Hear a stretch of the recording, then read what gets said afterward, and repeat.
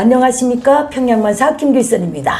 오늘도 장혜선 선생님을 모셨습니다. 안녕하십니까. 예, 우리 오늘은요 이제 김일성 계렬에서 6.25 전쟁 공범했던 예. 그 주역들이 말년에 대해서 한번 얘기를 나눠보고 싶어서. 예, 알겠습니다. 그래서 우선 최용건을 얘기해 봅시다. 최용건이 원래 고향은 어딘가니까 평북도 용천입니다. 용천. 용천이고 그다음에 이 사람이 그 중학교를 다닌 거 정주에 오상고주라고 있는데 거의 그 다녔어요. 거의 그 조만식 선생이 그 교장을 할 때 그 체육 선생이었대요. 글쎄 조만식 선생이 그 할 때 거기서 좀 다녔던 걸 알고 있는데 그러다가 1921년도에 중국으로 망명을 해서 운남 광무다이라는 데를 갔어요. 그게 뭔가니까 광무군관학교예요. 거기 가서 군벌 이름 뭐였든지 잊어버렸는데 그 사람 밑에서 그 후에 그 항일연군 1호군 군장을 했던 주보주이랑 같이 그거 군관학교 댕겼죠. 댕기고 졸업한 다음에 상해에 와서 황포공관학교 교원을 했어요. 그러니까 장개석이가 교장을 하고 그다음에 준내가 정치부교장을 하고 거기에 그 작전과 그 교원인가 뭐 했다고 그래요. 그러다가서 이 상해 폭동대 상해 폭동대 조선 별동대 지대장을 했어요. 지대장을 하다가 그 부대가 거의 다 전멸되거든요. 전멸되면서 중공산당에서 이 사람을 어디나 파견하는가 하니까 그때 이 사람뿐만 아니라 몇 사람이 그 조선 사람을 다 동북에 다 파견해서 너네 동북에 가서 조선 사람이 많으니까 거기 가서 불러일으켜라. 그래서 이 사람이 온 게 흥룡강성 보성에 와서 있으면서 거기서도 군관학교를 또 만들었어요. 자기가 군관학교를 만들어갖고 1기를 졸업시키고 2기를 데리고서 처음으로 유격대를 만들었죠. 그 김일성이는 그게 다 제가 무슨 시켜서 어쨌다 했는데 그건 거짓말이에요. 말도 안 되지. 김일성이보다 한참 윗사람인데 마지막에 그게 점차 그 부대가 늘어나면서 그 주보주의 그 소속으로 들어갔어요. 주보주의라면 동북항일연군 제1호군 군자위 아닙니까? 그리고 그다음에 거기서 차츰 올라가서 마지막에는 소련에 들어가기 전에는 항일연군 제1호군 참모장을 했어요. 그러니까 7군 군장을 했는데 7군은 1호군에 있는 한 개의 군이지. 근데 군대가 뭐 굉장히 큰 것도 아니고, 그래서 한 몇백 명 정도 그런, 군장을 해다가서, 그 다음에 1호군 참모장까지 올라갔다가 그 부대가 통짜를 마지막에 그 40년대 이후에 그 일제 토벌이 너무 심해지니까 더는 견딜 수 없어서 다 소련으로 도망쳤어요. 그러니까 최용건이가 6.25 전쟁에 임할 때 민족 보위상을 했거든요. 그렇죠. 민족 보위상을 해가지고 서울 해방 전투로부터 해서 낙동강 전투까지 나름 이 양반이 만든 거 아니에요.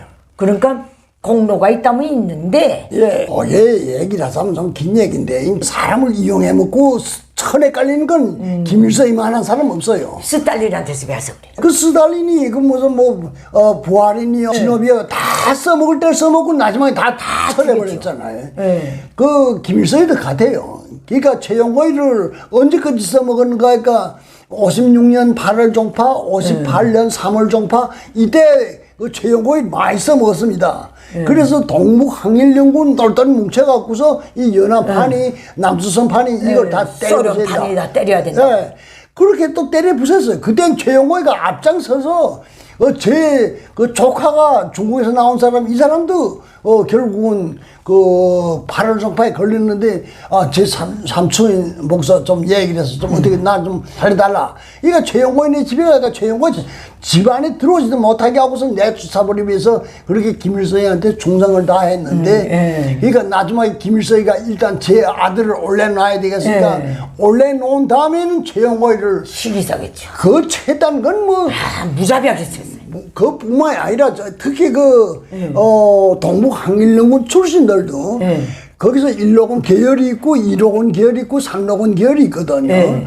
그 세 개로 다 뭉쳐서 그렇게 하고서 마지막에는 1호군 계열 딱 자기 계열만 놔두고선 그다음 1호군 3호군을 무자비하게 다 처벌했어요. 예. 그래서 그 인민군당 사기 사차에서 다 아시겠지만은 그 뭐 허봉학이요, 그다음에 뭐 김창봉. 그러니까 이 사람들을 다 인민군당 사기 사차의 그 예. 군벌 관료주의라는 터무니없는 걸 뒤집어 씌워서 다 처리해버리고 그다음에 제 아들을 김정일을 올려놨던 겁니다. 나는 군수 부문에 있었기 때문에 김일성이가 입만 벌리면 최영권을 까댄 비밀 교시들을 많이 접했거든요. 예. 최영권님만 생각하면 죽어도 눈을 못 감는다고. 눈에 흙이 들어가도 저놈의 죄악은 잊혀지지 않는다. 소위 6.25 전쟁 때 다 먹어놨던 남조선을 최영권이 때문에 개어놓게 됐다고.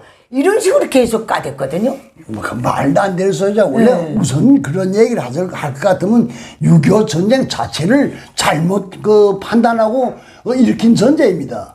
한마디로 말해서 미군이 시퍼렇게 살아있는데 미군이 잠시 한반도에서 퇴각해서 나갔다 해도 그게 고문단이 있었어요. 그렇지. 그리고 그뿐만 아니라 미군은 언제든지 다시 들어올 수 있는 전제 조건이 있었는데 그걸 생각하지 않고 소련하고 중국의 허락을 받았다고 해서 전쟁을 일으킨 것 자체가 잘못됐고 모든 건 다 김일성의 잘못으로부터 그 새끼 잘못이죠. 네. 그 대딱 까다가 최영권이 죽었어요. 그 다음에 죽은 다음에 회고록에 최영권에 대해서 쓴 게 있어요. 김일성이가. 조중친선의 상징으로 돼가지고 중국 공산당과 북한 노동당 사이에 뭐 어떤 의견 대립이 있을 때마다 최영권이가 나서서 그 국익을 걸고 협상을 잘해서 이 주체혁명위협에 이바지해놓으라. 글쎄 그렇게 만드는 김일성한테는 죽은 사람만 필요하지 산 사람은 전혀 필요 없는 사람이에요. 그 최영권의 말년은 살아서도 거의 무용지물로 계속 김일성으로부터 융단 폭격을 받다가 죽은 다음에 약간 회복시켰어요. 그런데 마지막에 김일성이가 제 아들을 올려놓은 다음에 최영권이가 그걸 반대를 하기 때문에 김일성이가 최영권이를 완전히 영금 상태에서 절대 나오지 못하고 말도 못하게 하고 그 최영권이는 자기 집안에서 계속 허리 부질러진 성냥이 같이 김일성이 욕실에다 가서 죽었다고 그러더라고요. 그렇죠. 그 다음에 김무정을 한번 얘기해 봅시다. 예. 무정이도 어쨌든 그 김일성이가 중국 공산당이 요구해가지고 들어간 포장. 그 무정의 경우에는 상해 폭동 때 그 사람도 함께 그 지대 들고서 맹활약을 벌리면서 그런 사람인데 그 후에 조선 사람으로서 이만호천리 장정에 참가한 사람은 무정이 딱 한 사람입니다. 이분도 황포군관학교. 황포군관학교에서 선생했는지 그건 모르겠는데 황포군관학교에 있었어요. 그리고 연안에 와서 그다음 그 후에는 팔로군에서 백탄대장 할 때 무정 장군은 그 태항산에서 그 팔로군 포병사령관을 했어요. 이 사람은 원래 포에 유능한 것 같아요. 근데 그 포사령관을 하면서 거기서 그 막대한 그 역할을 했고 그 후에 1942년에 조선의용군 사령관으로서 무정이 됐습니다. 그 다음에 항일전쟁이 45년도에 끝이 난 다음에 이 사람은 그 먼저 조선에 건너왔어요. 조선 공산당이 45년 10월 10일에 그 조직됐는데 그 전에 그 조선 공산당 창립에서 초대 당수는 김일성이 아니거든. 이 공산당이 창립된 다음에 이 무저이도 거기 와서 중요하게 그 자리했다고 그래. 조선 공산당 분국 간부부장을 했어요. 나도 그건 잘 모르겠는데. 간부부장이었어요. 그랬구나. 그렇게 됐다가 6.25 전쟁에 참전했는데 그때 1군단, 2군단 두 개 군단이 나갔는데 2군단을 나갔다가서 내가 알건대는 락동강에 나가서 한 달 동안 밀고 당기고 하니까 이거 이렇게 하다서 미군이 중가운데 점령한다. 중가운데 자르면 우린 갈 데가 없다. 그거 얘기를 했다고 해서 김일성이가 천에 깔렸어요. 천에 깔렸지. 군벌 관료주의라고 그런 구실 붙여서. 처음에 깔리고 그 다음에 이 사람 전쟁 과정에 51년 동안 6월 달에 자기 몸이 그래서 몸에 병이 있어서 결국 사망한 걸로 알고 있습니다. 김무정이는 알으니까 중국 공산당에서 무정이를 내보내달라고 그랬어요. 무정이를 무조건 내보내달라고 김일성이한테 거의 통첩을 보내다시피 해서 무정이가 나가서 종합검진을 받았는데 위암 말기가 된 거예요. 더 이상 못 산다. 중국 공산당이 그렇게 만류하는데도 자기 고향 원성에 묻히겠다고 나가다가 두만강을 못 넘고 죽었어요. 그랬구나. 그러니까 군벌주의 모자를 쓰고 예. 그렇게 죽었어요. 그런데 지금은 아무튼 애국 열사를 나가서 근데 아주 묘한 게 1994년 4월 말에 죽기 전에 무슨 회개할 일이 있었는지 김일성이가 조선혁명박물관 갔다가 조개방 전쟁관을 본 거예요. 쭉 보다가 무정이 얼굴이 왜 없나 사진이 없나 이렇게 된 거예요. 그러니까 무정이는 총파가 돼서 어쩌고저쩌고 말이야. 무정이는 총파가 아니었다고. 자기가 마침 무정이가 전쟁 와중에 중병을 앓기 때문에 배려를 돌려서 중국에 병치를 보낸 것처럼 얘기를 해버린 거예요. 그 김일성이 그런 사람이에요. 그리고 죽어도 김장군 무릎에서 죽겠다고 나 죽었다 이렇게 또 해놓은 거예요. 그래서 무종 장군이 자녀들이 오람누이가 둘이 있는데 그때야 명예회복이 됐어요. 그건 내가 잘 알거든요. 아무튼 애국 열사를 지금 이상돼서 뭐 그래서 있다고 그러더라고요. 그전에는 저 평양에서 평성 나가는 마람 방향에 어느 야산에 외롭게 있었어요. 그랬구나. 그 아들이 우리 부장이었기 때문에 무종 장군의 마누라가 죽었을 때 우리가 장례를 다 치러주다니까 거기까지 가보게 된 거예요. 그랬구나. 그래서 이거는 사실이에요. 그 다음에 우리 김일이는 어떻게 됩니까?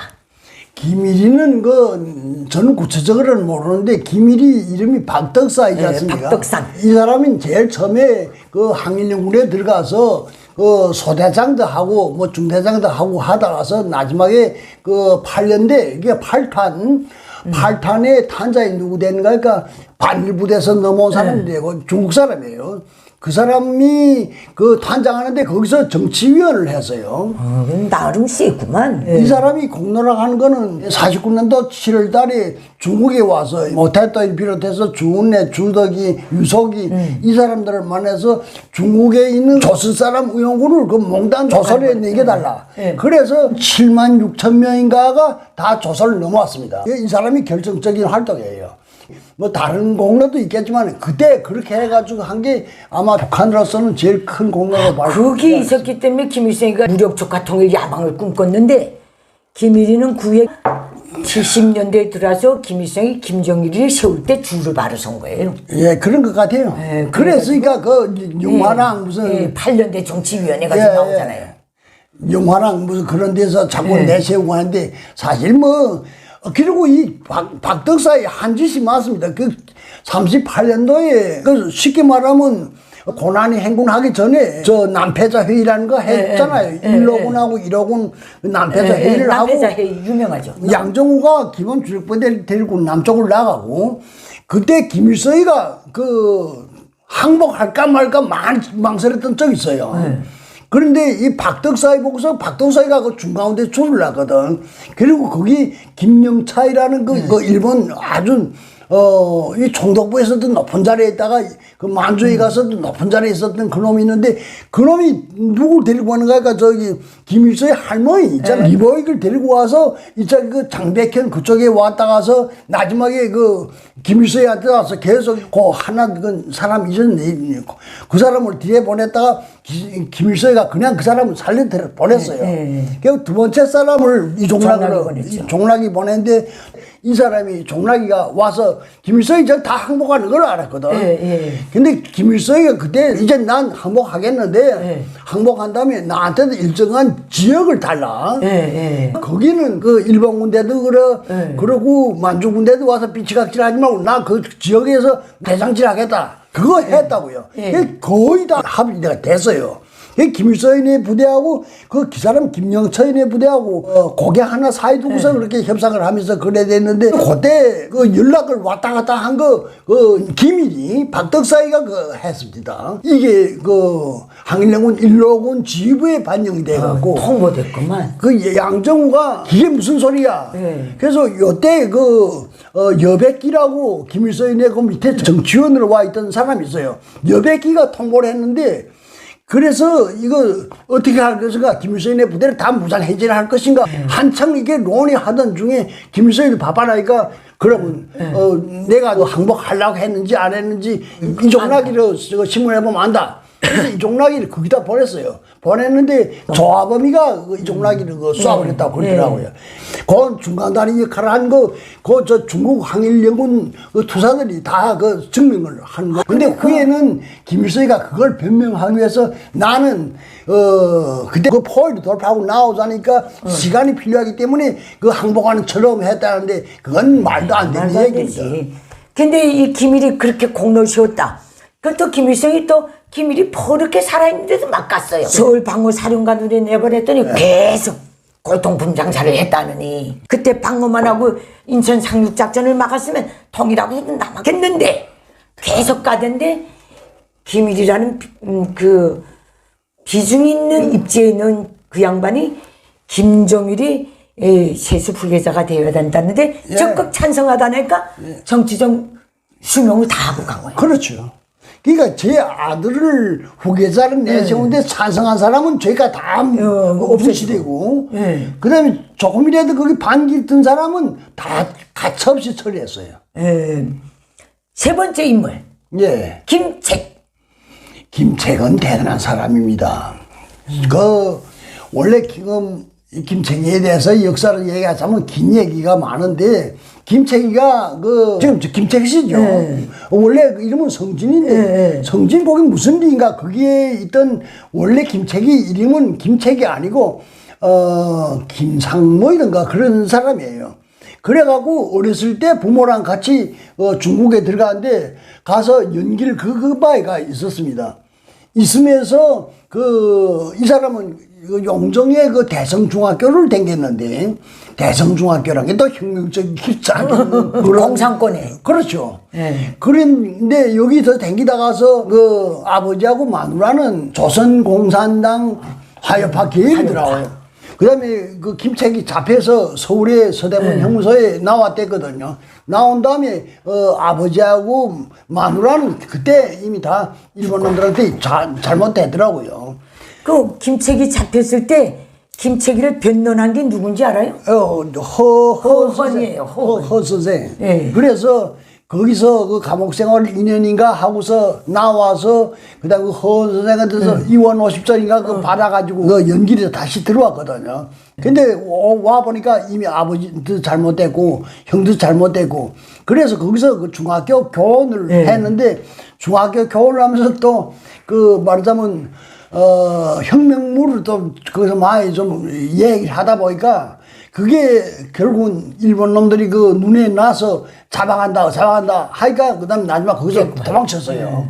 도망쳐서 어디를 가는가 하니까 흥룡강성 영안현 거기 가서 그 다음에 조그마한 학교를 만들어 놓고 그 학교 선생질을 하면서 그 다음에 그 아이들을 혁명을 해서 계몽을 하다가 그 다음에 마지막에 그 부대가 점차 북진하면서 상지현 지금 그 옛날에는 주하현이라고 했는데 주하현에 가니까 거기 누구 있었는가 조상지라고 항일연군 제3로군의 제일 그 총지휘예요. 그 조상진의 부대가 있어서 조상진하고 합도 됐거든요. 그래서 삼로군에 발을 붙이기 시작했는데 후에 그 삼로군이 커가니까 거기 김책이 차츰 올라가서 그 삼로군 정치위원 거기 올라갔어요. 로군 정치위원이면 그 김일성보다 한창 높은 급입니다. 그럼 그렇게 가다가 이 6.25의 주역이에요. 6.25 전쟁 때 그 인천 상륙작전이 들어가고 막 그럴 때 전선 사령관을 교체할 때 김책이가 전선 사령관으로 나왔댔거든요. 서울까지. 당연하죠.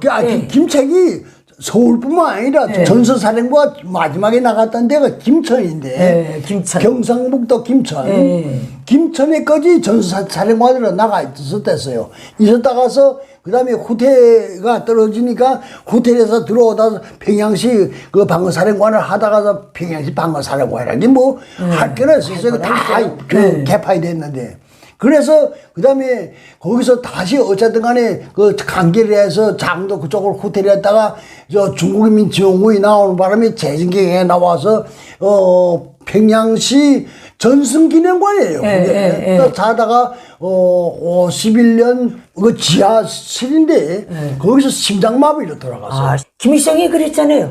김책이하고 자기하고 제일 뜻이 맞았고 김책이 같은 사람 2명만 있으면 나라 하나는 거뜬히 세운다고. 그것도 바른대로 얘기해서 아까도 얘기를 했지만 김책이 죽었으니까 그렇지. 김책이 살아있었으면 종파를 딱 몰립니다. 총파해. 뭐 김여사의 잘못된 거 잘못됐다는 사람은 다 총파예요. 그러니까 김책이는 분명히 살아있었으면 김일성의 권력 세습 야망을 저지시킬 수도 있는 객관적인 사람이었는데 맞아요. 죽다 나니까 김일성이 마지막까지 자기를 그 신격화하는데 잘 용해 먹었죠. 그렇죠. 그 다음에 강건희를 한번 봅시다. 강건희는 원래 고향은 경상도가 뭐 그렇게 된 것 같아요. 근데 어렸을 때 강건희네 그 부모님들이 다 강건희를 데리고서 중국으로 들어가네. 중국 들어가서도 흥룡강성 영안현 그런 데에 갔어요. 그런데 거기 그 촌에 강건희 원래 이름은 강신태고 둘째 동생이 강신이고 셋째 여자는 강신옥이 그렇게 있었는데 그래서 거기서 혁명을 일으켜 갖고서 부대를 만들었습니다. 만들어 갖고서 동북항일연군 제1호군에서 주보주인의 부대에서 했는데 거기에 트러블 생겨 갖고서 동생이 강신지가 거기 부대에 김생금이라는 여자가 곱게 생긴 여자 있었는데 그 여자 남편이 항일하다 죽었거든요. 죽자마자 그 여자 너무 욕심이 나니까 그 여자 데리고서 둘이 도망쳤단 말이에요. 도망쳤는데 그걸 그 형이 강신태가 알았죠. 그 알고서 그 다음에 지금 으르릉 베렸는데 이거 나가서 거기서 그냥 따로 부대를 만들어가지고서 그냥 항일하면서 그래. 가지치기 했구만요. 그걸 가지치기 가지치기를 했지. 근데 그 후에 그 강신태가 가서 그 제 동생을 강신이하고 그다음 그 생금이하고 다 둘 다 목매서 죽였다는 그 강건이 그렇게 했어요. 그 다음에 6.25 전쟁 대선 당시 북한군 참모장을 했거든요. 맞습니다. 원래 참모장을 하기 전에 중국에서 그 길림 군정학교 교장을 와 있었어요. 소련 군대에 가 있다가 처음에 나와서는 연길현 미수사령부 부사령관을 했어요. 사령관을 소련에 하고 그 하다가 그 다음에 길림분교 교장을 갔댔어요. 갔다가서 그 다음에 조선인민국이 창건되면서 조선인민국 총참모장으로 나왔거든요. 김일성이가 자기가 48년도인가 강건희를 저 군대를 창설한 다음에 소련에 내보냈더니 비행장에 나와 있던 소련군 측에서 조선에 저렇게 젊은 참모장이 왔다고 그렇게 좋아했노라 이런 것도 있는데 강건희는 6.25 때 어떻게 죽었어요? 51년도에 죽은 걸로 제가 알고 있는데 전선에 나갔다 시찰하고서 돌아오던 길에 지뢰가 긴 바람에 운전수는 살았는데 그 사람은 강건히 죽었다고 그러더라고요. 그러니까 우리가 지금 최용건, 김무종, 김일, 김책, 강건까지 봤습니다. 이 사람들 나름 항의를 했고 다 김일성보다도 엄청나게 공적이 공산권에서는 많은 사람들이에요. 이 사람들이 자녀들이 그 후에 북한 정권에서 장수한 사람들이 있어요?